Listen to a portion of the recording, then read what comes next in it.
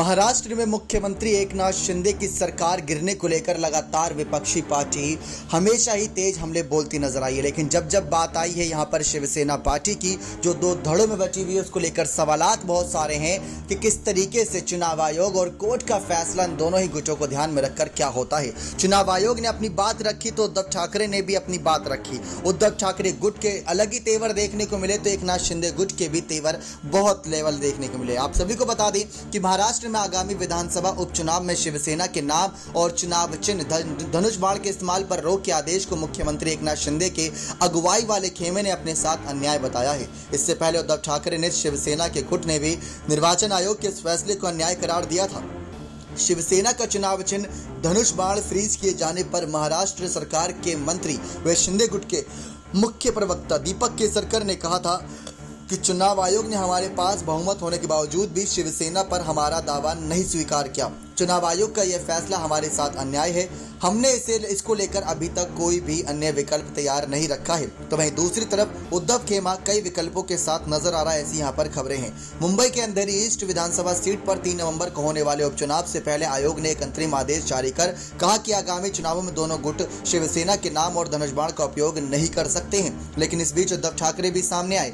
सरकार गिरने को लेकर लगातार जो कवायद शुरू है, जिसमें यहाँ पर अभी तक तो सिर्फ बात पार्टी के चुनाव चिन्ह की थी, लेकिन असल में लड़ाई 16 विधायकों की अयोग्यता की है कि 16 विधायकों की अयोग्यता का क्या मामला आता है, जिसमें शिंदे का इस्तीफा भी हो सकता है। क्योंकि वहां पर अयोग्यता होने के साथ साथ उद्धव ठाकरे गुट की तरफ से जो दलीलें रखी गई थी कोर्ट के समक्ष, उस याचिका को स्वीकार किया गया था। उसी याचिका के तहत 5 जजों ने चुनाव आयोग के मामले को फैसला सुनाया। लेकिन आने वाले वक्त में चुनाव आयोग से अलग अभी कोर्ट के फैसले का भी कुछ इंतजार है कि अयोग्यता के मामले पर क्या फैसला आता है। और उन 16 विधायकों में यहां पर एकनाथ शिंदे का भी नाम था, जिसमें ये लगातार कवायद की गई कि अगर एकनाथ शिंदे पर भी आज आती है तो सरकार यहां पर खतरे में नजर आएगी। क्योंकि उद्धव ठाकरे लगातार तीखे तेवर दिखा रहे हैं। शरद पवार ने 45 विधायकों के हार की बात कही थी कि चुनाव में इनकी हार होगी, उस गुट ने बात कही थी। लेकिन वहीं दूसरी तरफ लगातार यहां पर सवाल उठ रहे थे कि किस तरीके से,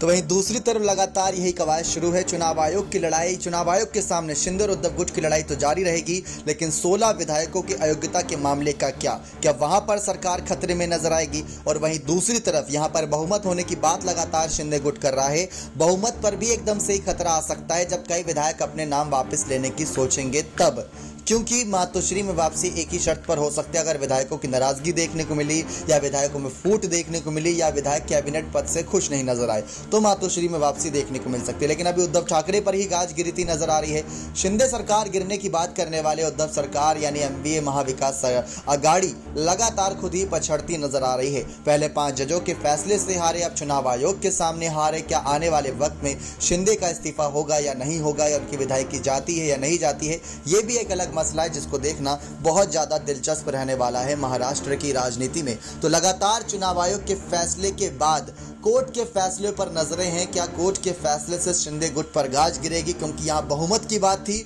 तो वहां पर विधायकों की अयोग्यता की बात है, जिसके कई सारे सबूत, कई सारे बयान, कई सारी दलीलें उद्धव गुट ने तैयार रखी हैं। अब देखते हैं उसको किस तरीके से पेश करते हैं कोर्ट के समक्ष दोबारा से। अगर यहां पर दलीलें रखने की बात आई तो चुनाव आयोग से हटकर क्या 5 जजों के सामने यहां पर शिंदे गुट की हार होती नजर आएगी? क्या सरकार पर सचमुच खतरा मंडरा रहा है, या खुद उद्धव गुट यहां पर परेशानी बनते नजर आ रहे हैं अपने ही तमाम विधायकों की वजह से, जो शिंदे गुट में है? तो शिवसेना पार्टी को लेकर यहां पर जो रार देखने को मिली, उसकी पल पल की अपडेट आप सभी तक हमारे चैनल के माध्यम से पहुंची। बने रहे चैनल के साथ ऐसी और तमाम बड़ी खबरों के लिए। नेक्स्ट 9 न्यूज रूम की रिपोर्ट।